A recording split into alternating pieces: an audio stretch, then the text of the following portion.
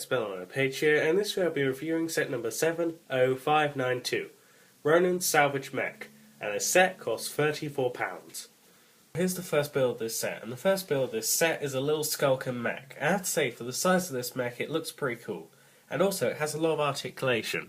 So the arms can go all the way around, and this bit can rotate, and the same for the other arm, because they're the same build, and the legs can also go all the way around.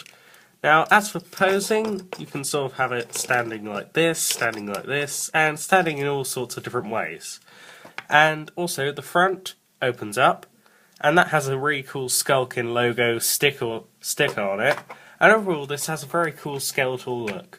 Although the legs don't have much detail on them, although the feet actually do look quite cool, and they actually look like the M.E.C's legs, only scaled up, so that's quite cool. And overall, this sort of looks like a scaled up version of the M.E.C. Although, when you turn it around to the back, it really doesn't look that good. So I'd suggest perhaps not looking at it from the back, or adding some other pieces. I really wish LEGO had paid a bit more attention to the back of this M.E.C, but with the back of builds, LEGO doesn't tend to add much detail unless they're buildings, or really important vehicles or something. But yeah, this really doesn't look that good. It's just a grey plate. I mean, even just a white plate would have looked better. And that's perhaps the biggest flaw with this build, other than the fact that if you stand the M.E.C where he's supposed to stand, which is right here, it's sort of awkward to get him in, and when you do, he sort of looks very short, because you can barely just see his eyes poking from above the thing. And that sort of looks a bit odd. Although, if you sort of keep him off the actual studs, then he can look a little bit higher up, and you can see the full face. Now, he does tend to sort of fall out slightly, although if you keep it tight enough, they will stay in. And that's it for this little Skulkin M.E.C. And also, it's sort of cool to see the Skulkins return to Ninjargo, since they were Season 1 minifigs and villains. And it's cool to see them return, and that's actually it for this M.E.C. Build of this set.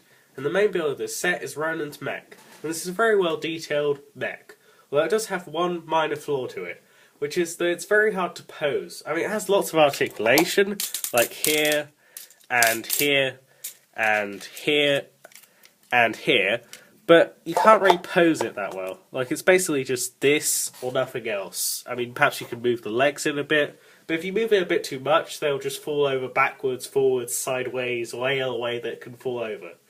Although it does have lots of very nice details, and because of that, I'm fine with the fact that you can't really pose it that well. And one of the nice details is this sticker on its knee. I mean, it only has one on this knee and not the other knee, but it's quite a nice sticker. And it has various details like the Skybound logo here, a little Deadpool Easter egg here, or at least I think that's what that is. It might be a bolt, but it does look like Deadpool's face, slightly. And a I Heart Ninjago detail here, and also a No Ninjas sign here. And one other symbol, which I don't know what that is. There's also a bit of battle damage, and there's also a little clip on the side of this leg, where you can clip on the skateboard. Although it does tend to fall off, so I don't really like having it on there, but you can have it on there if you want to. There's also these joints here, which look quite nice for the mechanical look of this thing. There's an olive green piece here, which is quite nice.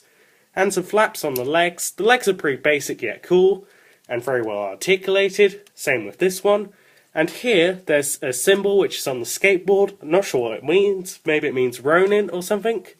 And there's a gun on here, and a joint detail here, and various other details on the legs, and on the arms. And here, there's a gun which can lift up and reveal a hidden compartment. And that just has a bunch of spare studs, and a few sausages for food, and a crystal of gold. So that's quite cool. And moving along with this arm, he has a stud shooter, which has a net shooter, and if you place a minifig there, and try to aim for them, and then if you aim downwards, you can sort of capture them, although it's a bit variable of whether it works. There it really didn't, but you can also shoot off the other stud, and that's quite cool to have as a play feature there. And there's also these little spinner details here and here, although those do tend to fall off a bit and are a bit flimsy. On this arm, there's a shooter piece, which you can just shoot out, And there's also these hat pieces which look quite cool. And the cabin has these details which just show sort of mud splattered details and also these lines of sort of warning or whatever. And there's a control panel here. And also this is quite a nice cab piece, and this looks really nice, really well printed. It sort of looks like a samurai mech or something like that.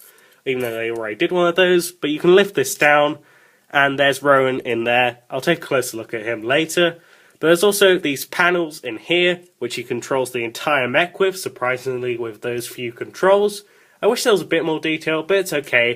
And it sort of looks a bit like the Slave 1 interior. Although I don't have that set, it does look like what that looks like.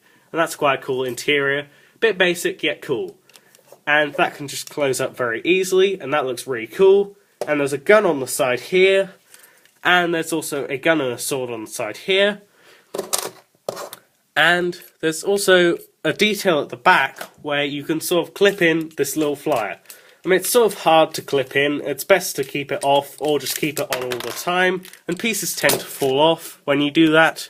Well, it has some very nice detail on the back. Although it does look a tiny bit plain without the flyer. I'd suggest not putting the flyer there, but if you want to, then you can. It's quite nice that there's that option. Although on the flyer, there's this piece which you take off, and then you can attach to sort of the lower hand area around here, I think. And that sort of gives this hand a crossbow feel and look. And if you put the bolt back in, then you can sort of launch it off like it's a crossbow. Although one small detail here is the hats tend to fall off quite a bit. And that's sort of a bit flimsy, but they do add a good bit of detail, so I'm okay with that. And overall, this is a very well detailed build of a mech. Although it's very flimsy and hard to pose, it does look very accurate to the show. I really like this mech build. Right, so here's the first minifigure of the set, and the first minifigure of the set is Nia in her Skybound gear. And the Skybound costume itself looks really cool. I mean, it's pretty basic yet cool. There's just sort of buckles and a Spinjitzu logo on there. And there's also this belt going from the torso through the hips to the legs, and there's also these two straps and various basic details. She also has a armor piece which looks a bit odd since there's only armor on one side, like one shoulder, although it's kind of a unique design, so that's okay, I guess. And she has 3 swords, 2 in her sheath and 1 in her hand.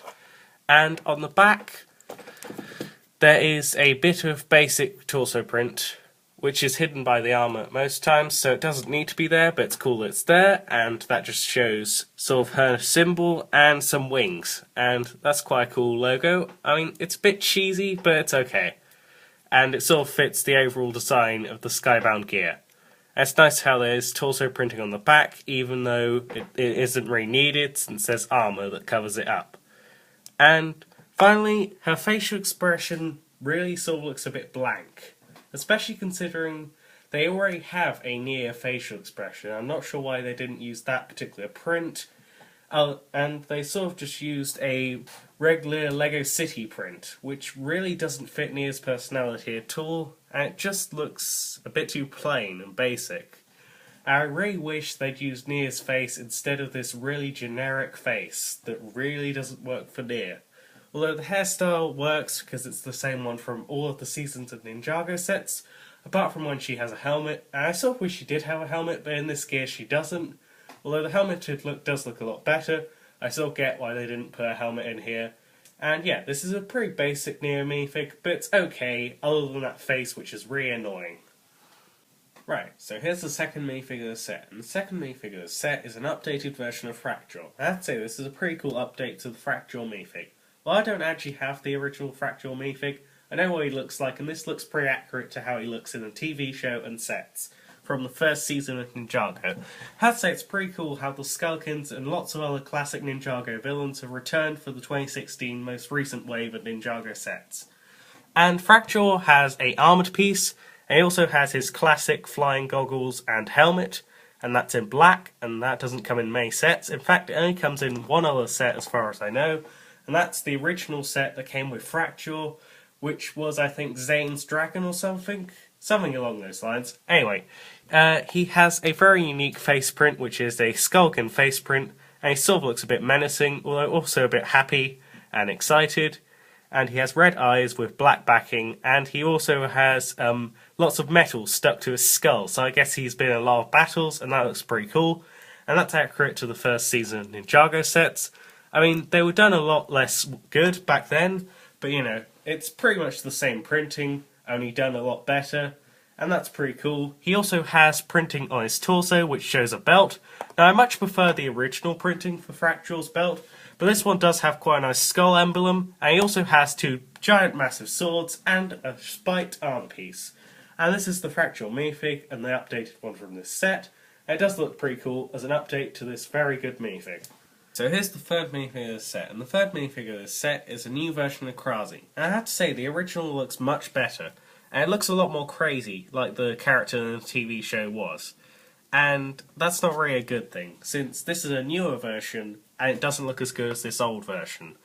And the biggest difference is the fact that the original has a blue colouring, and for some reason the newest version has red. Now that works for the other minifig, because the other one actually had red in the original TV show and sets, whereas the Krasi actually has blue, as you can see here, whereas here he has red. I mean, it looks okay, it just doesn't really look like Krasi, and he just looks like an average Skullkin instead of Krasi. And this minifig really isn't that good. I mean, the face print is okay. I mean, it sort of looks a bit too happy and positive, rather than crazy and insane. And yeah, I mean, he's got a bit of battle damage, so that's okay. But other than that, it's not a very good minifig. I mean, it's nice to have this Harley Quinn hat in here, although I sort of wish it went in blue and black instead, or blue and white or something, instead of red and black, which really doesn't work for Krasi as a character, at least design-wise. And he also has this really big weapon, and that's quite cool. And other than that, it's not a very good minifig, and the original is way better, and way more creepy and insane looking. So here's the fourth minifig in this set, and the fourth minifig in this set is Rowan. It's really nice to get such an iconic Ninjago character in such a cheap set, especially considering the earlier set that he came in was £100, and that wasn't even a very good version of this minifig. Although this version is really well done. I mean, he has a smirk as a facial expression, and that's really good for his character, since he's sort of a cocky character in the TV show.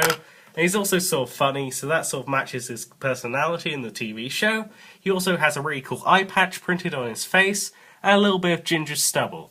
And he has a ginger Aragon hairpiece, which is quite a cool hairpiece to have in this set. It's very accurate to how he looks. But I still wish there was a dual moulded hairpiece for him, with a ninja hat and a hairpiece, sort of moulded together. Although considering that they couldn't do that, it's quite nice to have this hairpiece instead of just the hat, because then he'd look bold. And he isn't bald, he has very long hair in the TV show. And he has very intricate printing on the torso, the legs, and the hips, and the printing on the torso continues round, and there's lots of very nice details on there. I really like this torso print, it's very accurate to the TV show, as is all of the printing, and this minifig is 99% accurate to the TV show. It looks really awesome, and really well done. And this is quite a good and funny character in the modern TV show of Ninjago. I mean, he didn't appear in many of the seasons, but he appeared in the last few seasons, and I really like this character, and I'm really happy with this minifig. And also, on the back, his printing on his head continues round, and that's quite cool. They didn't have to add that on there, but they did. And there's the back print. And also, he comes with some accessories, such as this mask, which represents some points where he wears a mask. He also has this sheath with some swords, give him some weapons, even though he's got a big massive mech. And he also has a hat which is clipped onto the side of the mech, so at least he does have that in the set. It's just not on his hair, so I still wish he had a dual moulded hairpiece, but other than that, this is a really great Rowan minifig. So the final part of this set is just an orange skateboard, and it has a really cool sticker on it which just shows a symbol up here, two metal platings, and a bit of fire detail down there. And the box art and the instructions suggest that you put Neo on this, or you can put a minifig on this. And it just rolls around like that. Pretty simple. And it's an orange skateboard, and it's exclusive to this set, which is pretty cool. And you can clip onto the side of the mech. So yeah, that's that. Overall, this is a pretty great set. I'd probably give it an 8 out of 10, and that's it for this review. If you enjoyed this review, don't forget to like and subscribe.